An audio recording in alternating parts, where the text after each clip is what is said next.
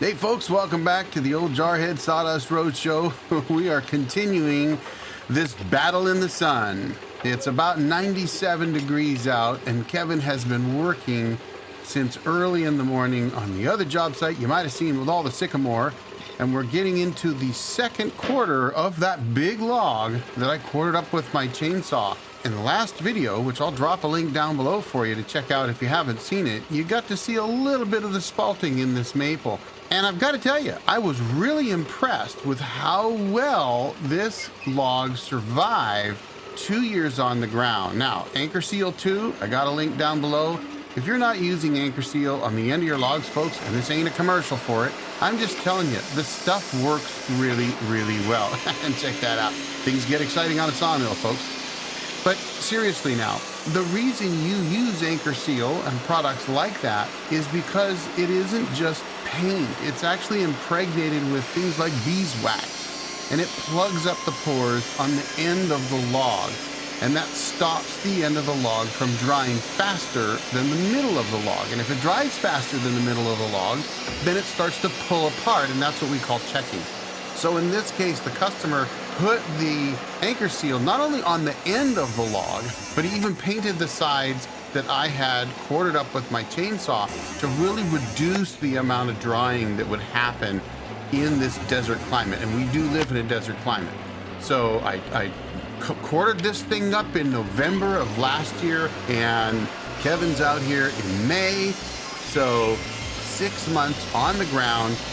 Granted, it was over the winter and there was some snow and some cool air. Things weren't drying as fast as they might normally do because we had a nice wet winter, but still 6 months on the ground after quartering, you're gonna get some checks. But because of the Anchorseal, you know what? It really wasn't bad. So there you have it. Folks, use Anchorseal or whatever similar product there is out there. I mean, I used to use a Bailey's product. You used to be able to buy it by 5 gallons at a time or something like that. I don't know if you still can, but latex paint, it doesn't really cut it, folks. Anchorseal works. All right, let's get to it. Now you got to see some rot fall off there, and look at that dust. That super fine dust is something that happens when you're milling very, very dry wood. I've said it many times before. These mills, the bands on them aren't meant for this. They're meant for green logs. Guys always ask, how long should I dry my logs? Folks, you don't dry your logs. You really don't want to do that. What you want to do is mill logs as fresh as possible. Now, that doesn't mean that you can't mill up an old dry maple like this. Clearly, Kevin is. And, you know, it can turn out really, really well for you, too. It's hard on the bands. You're going to eat up more bands more quickly unless you're running carbide. Carbide bands are meant for old dry beams and logs and things like that. But you don't really want to run carbide if there's a chance you're going to run into nails like Kevin just did. Let's listen to this thing for a minute.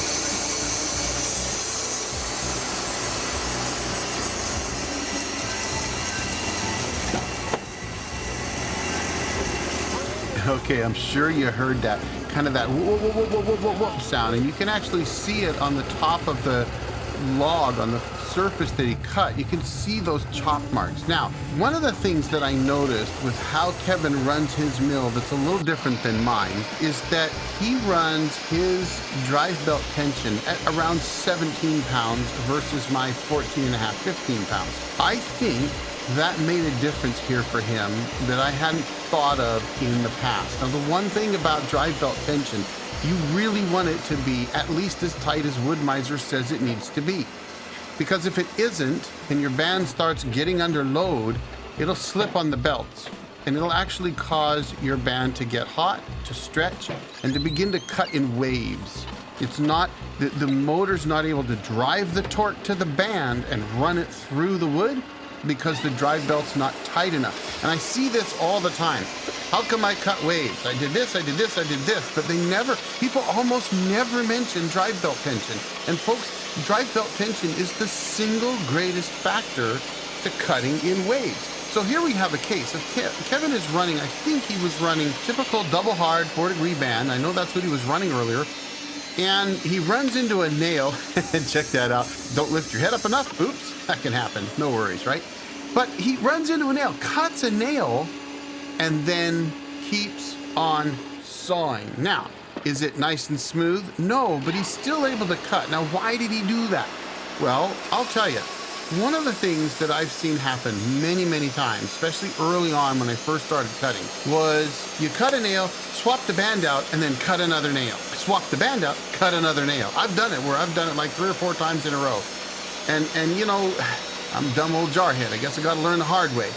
So what Kevin did here is, since the band was still cutting reasonably well, it's not perfect, but it's still cutting reasonably well, he went ahead and kept cutting for a bit to see what would happen. It's better to go ahead. If it'll push through, if it'll keep going and you're not cutting big waves and divots and all that kind of stuff, then keep going, let it, you know the band is pretty much toast anyway, right?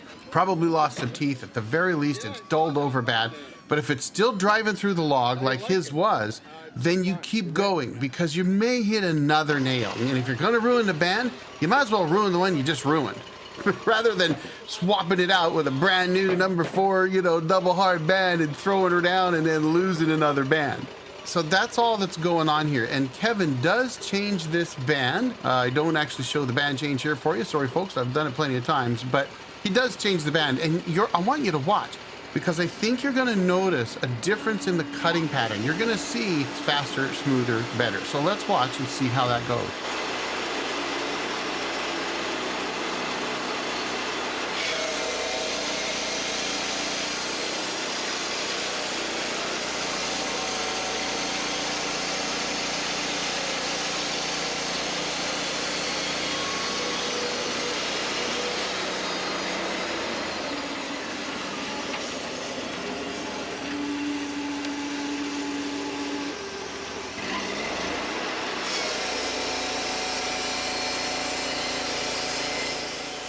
So as you can see, it's obviously cutting smoother. Now, you can hear it kind of wind a bit there. It's almost like a grinder sound. That's because this wood is just that dry. And when it's dry like that, this is what it sounds like. And it will heat your band up. It will dull it faster. But I'll tell you, he was running diesel in his lube. That seemed to be making a difference. And this might be a case for diesel. You know, if I was pouring on the water, pine sol, and dish liquid right here, would it have been cutting that well? Honestly, I don't know. I need to go back and try that, I suppose, at some point. I've never had a problem with it, but I do know that when you're cutting really, really dry, a lot of sawyers that have done it a lot more than me, guys like Jake Dean over at Custom Sawyer, will say, turn the lube off. That way you're not gumming up the band with the sawdust, it's coming out the other end, keeping it clear.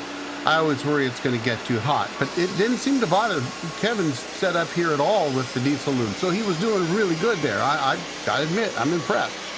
But yeah, you know, he cut nails with it and he kept going. And again, that's just, you might as well go ahead and take another pass. Now, as far as the band tension goes, I've mentioned it in a previous video. He runs 17. I mentioned that earlier.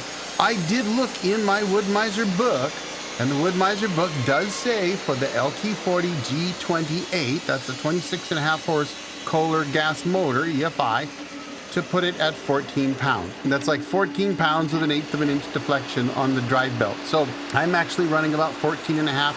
I find that I get good results right around 14 pounds. I always tend to be a little heavy, but then it could be the way I'm measuring too, right? But you definitely don't want to be under there. And if you're running around 12.5, you're cutting waves. And that's just reality, folks. So here you have, we're talking to Anchorseal, we've talked about milling wet logs, we've talked about tightening up that drive belt tension, we've talked about running bands even after you've cut nails, as long as they're still cutting reasonably flat. Holy cow, what more can we talk about? Lots, I'm sure. Don't worry, I got plenty to say. All right, hey, And while I'm at it, if you get anything out of these videos, do me a favor, hit that like button. I would really love it if you did. I really appreciate it. It helps this video out, so thank you very much for that. Again, I can't thank you enough for hitting that like button. It really does help. And by the way, if you get something out of this, share it to your buddies on Facebook or something. It'll help my channel out quite a bit, and I appreciate it. All right, let's get back to it. Here we go. He's got that second quarter down to just the remaining flitches. So, as usual, right? Throw the flitches up, get them situated, and get those squared up and milled down too. And again, this is literally the hottest day of the year so far at this point. Now, full disclosure, this was the end of May. We're already in July. Sometimes it takes a little while to get these videos out. But it was 97 degrees out, and you know what? I had to move into the shade. I wasn't even running the mill, and so Kevin, honestly, holy cow, he was sucking down the water. I kept him in the cold water as much as I could. But boy, you know, when it gets hot like that, folks, it gets tough out there. And he's in a yard in the middle of town with no shade. That's tough. That's a tough way to go right there. But I'm going to let this run a little bit. Let's watch Kevin get these flitches milled up and off the deck and see where it goes from there. Hang in there. Let's get her done.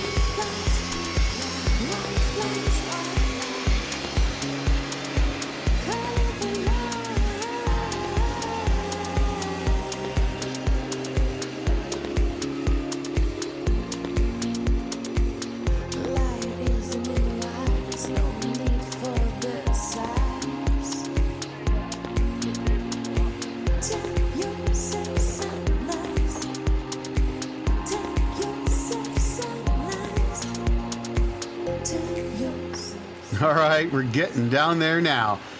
Now, I do have more of this maple to show you, and in the next video, I promise, I'm gonna get more of that spalting so that you can see it. I will get as much of it in there as I can for you, but you're gonna have to come back for that one and watch that one because I just wasn't able to fit it all in this video. We need to get down to those last couple quarters, so we'll get those in the next video. In the meantime, I really appreciate your watching, and do me a favor. If you haven't hit that subscribe button, hit that subscribe button for me. It's free, so why not, right?